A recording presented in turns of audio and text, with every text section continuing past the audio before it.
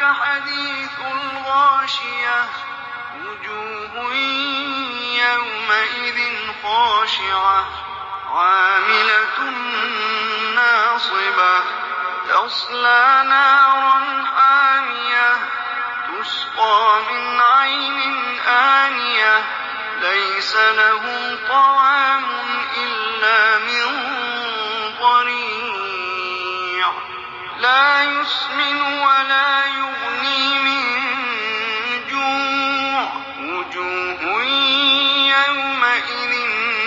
ناعمة لسعيها راضية في جنة عالية لا تسمع فيها لاغية فيها عين جارية فيها سرر مرفوعة وأكواب موضوعة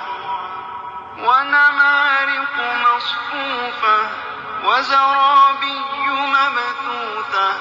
أفلا ينظرون إلى الإبل كيف خلقت وإلى السماء كيف رفعت وإلى الجبال كيف نصبت وإلى الأرض كيف سطحت فذكر إنما أنت مذكر لست عليهم بمسيطر إلا من